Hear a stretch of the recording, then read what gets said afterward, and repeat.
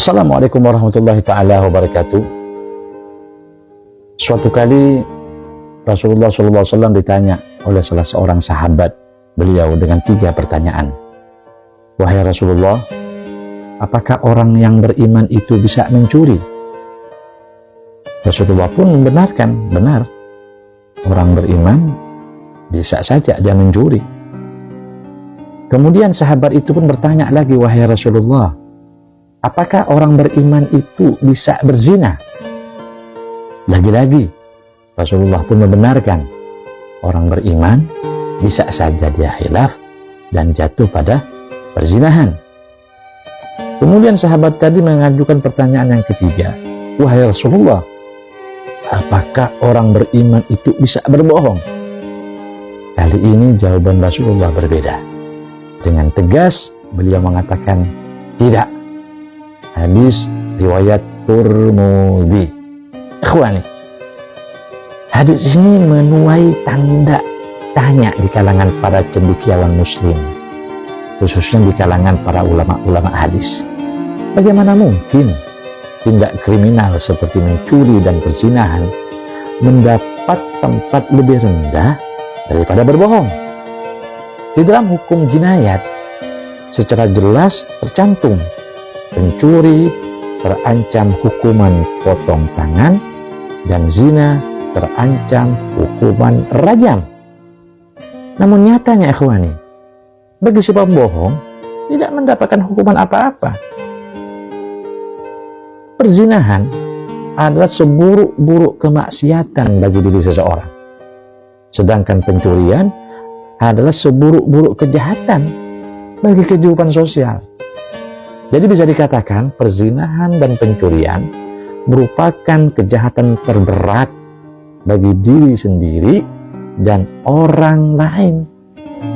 Nah, ternyata kejahatan ini pun masih kalah dengan kejahatan berbohong. Ikhwani, sedemikian beratkah hukuman bagi pembohong sehingga dia ini, si pembohong tadi ini, tidak dikategorikan lagi sebagai golongan orang-orang beriman? Seberat-berat hukuman bagi pencuri dan pezina ternyata tidak mengeluarkannya daripada keimanan, tetapi tidak berlaku bagi seorang pembohong. Dari hadis tersebut jelas dipahami, orang berbohong berarti bukan lagi bagian dari orang-orang beriman.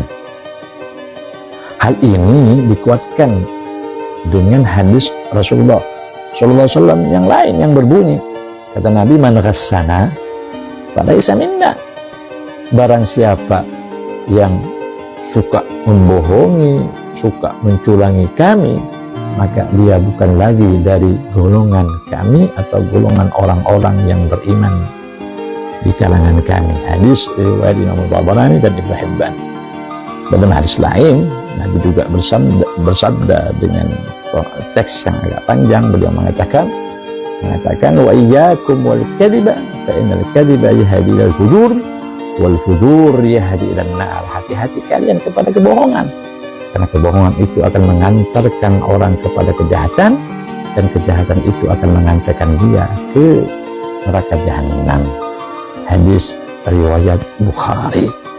Kemudian Allah Subhanahu wa ta'ala juga berfirman di satu ayat surah An-Nahl. Allah berfirman, innama yaftaril kadhibal ladina la yu'minuna bi ayatillah wa ulaika humul kadhibun. Artinya, sesungguhnya orang yang mengada-ngadakan kebohongan hanyalah orang-orang yang tidak beriman kepada ayat-ayat Allah, dan mereka itulah orang-orang pendusta. Ya, surat An-Nahl ayat 105. Jadi jelas ikhwani, dari hadis ini, ayat ini tergambar sudah bahwa berbohong bukanlah karakter orang beriman. Berperilaku dan bertutur kata dengan benar menjadi identitas seseorang itu mukmin. Artinya, kebenaran dan kebohongan merupakan garis pemisah antara orang beriman dan orang munafik. Sebelumnya Rasulullah, kalau kita lihat sejarah beliau ke belakang sebelum beliau diangkat menjadi nabi, beliau dikenal sebagai sosok pribadi yang jujur. Bahkan ketika ia mengumpulkan warga Mekah di Bukit Sofa ketika itu untuk menyampaikan Islam secara terang-terangan, Rasulullah mengawali pembicaranya kepada masyarakat Mekah ketika itu. Beliau mengatakan, wahai penduduk Mekah, apakah pendapat kalian jika kukabarkan pada kalian sekarang ini ada sepasukan berkuda yang mengepung lembah ini? Apakah kalian percaya kepadaku? Secara serempak penduduk Mekah menjawab, kami tidak pernah mempunyai pengalaman bersama engkau wahai Muhammad kecuali kejujuran. Jelas tergambar Rasulullah sama sekali tidak pernah berbohong dalam hidup beliau, walau cuma hanya sekali. Jadi ikhwani, syarat mutlak seseorang untuk menjadi pemimpin, dia harus mempunyai 4 sifat utama. Yang pertama siddiq, amanah, fatanah, dan tabligh. Siddiq, yaitu kejujuran, menjadi syarat utama seseorang itu menjadi pemimpin. Apakah itu akan ditepati kelak oleh calon pemimpin kita ke depan yang kita pilih ini? Kita lihat saja nanti.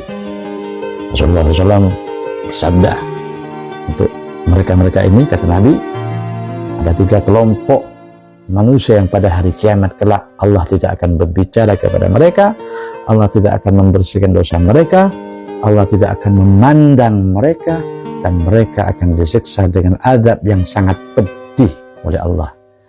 Itu yang pertama, orang tua yang berzina yang tidak bertobat sampai akhir hayatnya. Yang kemudian kemudian seorang penguasa yang berbohong, dan yang ketiga orang yang miskin tapi sombong. Jadi ikhwani, tidak ada ampun bagi seorang yang dipilih oleh rakyat, ternyata setelah dia menjabat justru dia membohongi rakyatnya. Ingat, Allah janjikan kepada mereka di akhirat bahwa azab akan menunggu mereka, azab pedih Allah akan sediakan kepada mereka. Jangankan untuk Allah mengampuni mereka, melihat kepada mereka saja Allah enggan, Allah enggak sudi. Sedemikian kerasnya siksaan bagi pemimpin atau orang-orang yang suka berbohong. Para pembohong diistilahkan sebagai orang-orang yang munafik, yang tempatnya berada di neraka yang paling dalam. Sehingga kata Nabi, ciri orang munafik itu ada 3. Pertama, ketika dia berbicara selalu dusta, ketika berjanji selalu ingkar, dan ketika dipercaya dia khianat. Hadis riwayat Imam Bukhari. Apakah ketiga sifat yang dikatakan Nabi ini ada pada calon pemimpin yang Anda pilih ke depan? Mudah-mudahan tidak. Dan Allah memberikan kepada kita pemimpin yang adil, pemimpin yang jujur. Nah, ikhwani, mudah-mudahan bermanfaat. Assalamualaikum warahmatullahi wabarakatuh.